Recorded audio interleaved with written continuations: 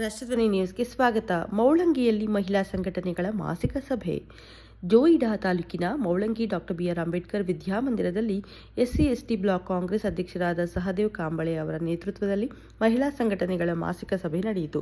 ಪ್ರತಿ ತಿಂಗಳು ಮಹಿಳಾ ಸಂಘಟನೆಗಳ ವತಿಯಿಂದ ಹಮ್ಮಿಕೊಳ್ಳಲಾಗುತ್ತಿದ್ದು, ಈ ತಿಂಗಳ ಸಭೆಗೆ ಗ್ರಾಮ ಪಂಚಾಯಿತಿ ಪಿಡಿಒ ಲೀನಾ ಹಾಗೂ ಕೆನರಾ ಬ್ಯಾಂಕ್ ವ್ಯವಸ್ಥಾಪಕರಾದ ರಾಜೀವ್ ಹೆಗಡೆ ಅವರು ಆಗಮಿಸಿ ವಿವಿಧ ವಿಷಯಗಳ ಕುರಿತು ಮಾಹಿತಿ ನೀಡಿದರು. ಸಭೆಯಲ್ಲಿ ವಿಆರ್ಬಿ ರಾಮಜಿ ಅವರು ವಿವಿಧ ಕಾಮಗಾರಿಗಳ ಕುರಿತು ಹಾಗೂ ಪ್ರತಿ ಗ್ರಾಮ ಪಂಚಾಯಿತಿ ವ್ಯಾಪ್ತಿಯಿಂದ 100 ಜನರನ್ನ ಯುವ ಜನರನ್ನ ಒಳಗೊಂಡ ಯುವಜನ ಸಂಘಗಳ ರಚನೆ ಕುರಿತು ವಿವರಿಸಿದರು. ಕಾರ್ಯಕ್ರಮದಲ್ಲಿ ಗ್ರಾಮ ಪಂಚಾಯಿತಿ ಪಿಡಿಒ ಲೀನಾ, ಕೆನರಾ ಬ್ಯಾಂಕ್ ವ್ಯವಸ್ಥಾಪಕ ರಾಜೀವ್ ಹೆಗಡೆ, ಎಸ್ಸಿ/ಎಸ್ಟಿ ಬ್ಲಾಕ್ ಕಾಂಗ್ರೆಸ್ ಅಧ್ಯಕ್ಷ ಸಹದೇವ್ ಕಾಂಬಳೆ ಸೇರಿದಂತೆ 5 ಮಹಿಳಾ ಸಂಘಗಳ ಪದಾಧಿಕಾರಿಗಳು ಹಾಗೂ ಸದಸ್ಯರು ಉಪಸ್ಥಿತರಿದ್ದರು.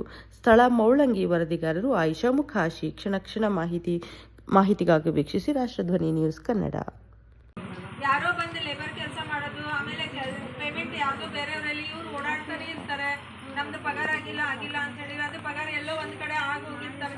ಹಿಂಗೆಲ್ಲ ಆಗಬಾರ್ದು ಅಂತ ಹೇಳ್ಕೊಂಡು ಯಾರು ದುಡ್ದಿದಾರೋ ಅವ್ರ ಹೆಸರಿಗೇನೆ ಪೇಮೆಂಟ್ ಆಗಲಿ, ಅವರಿಗೇನೆ ದುಡ್ಡು ಬರಲಿ, ಅವರಿಗೇನೆ ಅವ್ರ ಖಾತೆಗೇನೆ ಕೂಲಿ ಆ ಹಣ ಅವರಿಗೆ ಸಿಗಲಿ ಅಂತ ಹೇಳ್ಕೊಂಡು ಇಷ್ಟೆಲ್ಲ ಸಿಸ್ಟಮ್ ತಂದಾರೆ. ಬಟ್ ಬೆಳಿಗ್ಗೆ ಒಂದ್ಸಲ ಮತ್ತೆ ಸಾಯಂಕಾಲ ಒಂದ್ಸಲ ಈಗ 5 ಜನರದ್ದು ಒಬ್ಬೊಬ್ಬರದೇ ಮುಖದ್ದು ಇದು ತಗೊಳತ್ತೆ. ಅದು GP NMMS ಫೋಟೋ ಕ್ಯಾಪ್ಚರ್ ಮಾಡ್ತದೆ. ಆಮೇಲೆ ಮಧ್ಯಾಹ್ನದ ನಂತರ ಏನಾಗ್ತದೆ, ಗ್ರೂಪ್. ಈಗ ಬೆಳಿಗ್ಗೆ ನೀವು ಒಂದು ಹೇಳ್ತೀನಿ, ಒಂದು 6 ಜನರದ್ದು NMR ತೆಗೆದಿರ್ತೀರಿ.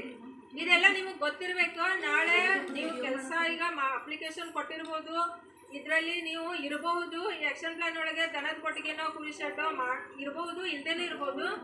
ಆದರೆ ನಿಮಗೆ ಮಾಹಿತಿ ಗೊತ್ತಿರಬೇಕು. ನಾಳೆ ಯುವ ಸಂಘಗಳನ್ನು ಮಾಡಬೇಕಂತ ಹೇಳಿಲ್ಲಲ್ಲ.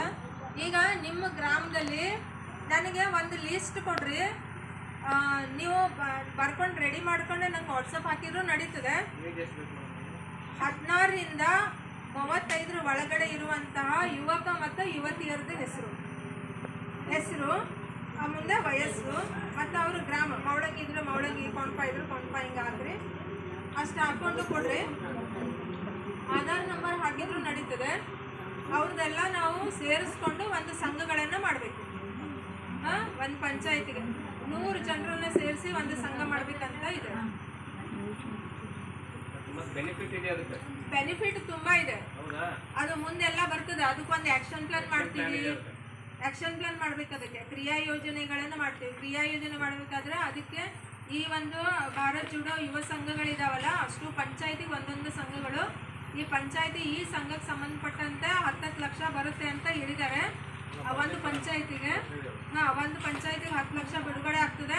ಇದರದ್ದು ಅವ್ರ ಮಾರ್ಗಸೂಚಿಗಳನ್ನು ಕೊಡ್ತಾರೆ, ಯಾವ ಥರ ಕ್ರಿಯಾ ಯೋಜನೆ ಮಾಡಬೇಕಂತ.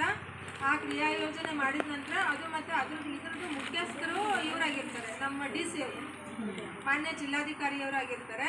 ಮಾನ್ಯ ಜಿಲ್ಲಾಧಿಕಾರಿಯವರು ಯಾವ ಥರ ನಿರ್ದೇಶನಗಳನ್ನು ಕೊಡ್ತಾರೆ ಅದ್ರ ಪ್ರಕಾರ ನಾವು ಕೆಲಸಗಳನ್ನು ಮಾಡ್ಕೊಂಡು ಹೋಗ್ತೀವಿ. 3 ಜನ ಅಂದರೆ 10 ಲಕ್ಷ ರೂಪಾಯಿ ಎಷ್ಟು ಬಂತು ಒಬ್ಬೊಬ್ಬರಿಗೆ?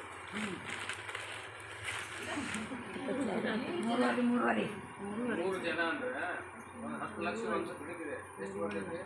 3.5 ಲಕ್ಷ. 3.5 ಲಕ್ಷ ಒಬ್ಬೊಬ್ಬರಿಗೆಲ್ಲ. 100 ಜನ ಇದ್ದಾರೆ.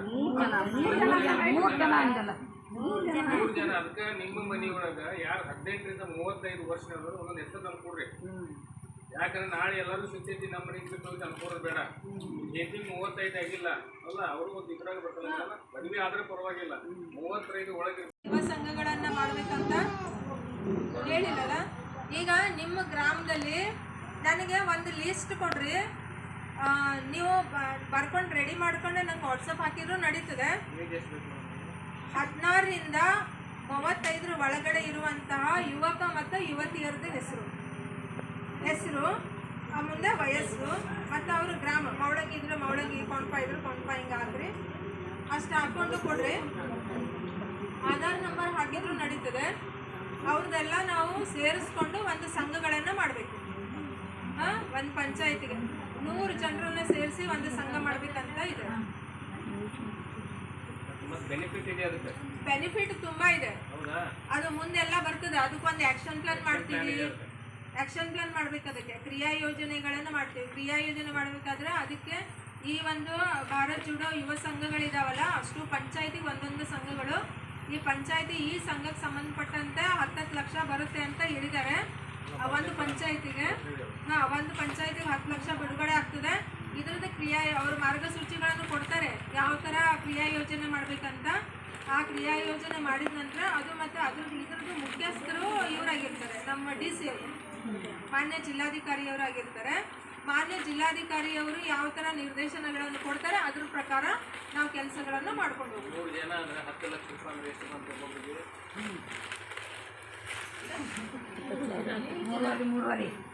3 ಜನ ಅಂದರೆ ಒಂದು 10 ಲಕ್ಷ ಅಂತ ಬಿಟ್ಟಿದೆ. ಎಷ್ಟು ಬರ್ತೈತೆ? 3.5 ಲಕ್ಷ. ನಾಡೋದು 100 ಜನ ಇದ್ದಾರೆ.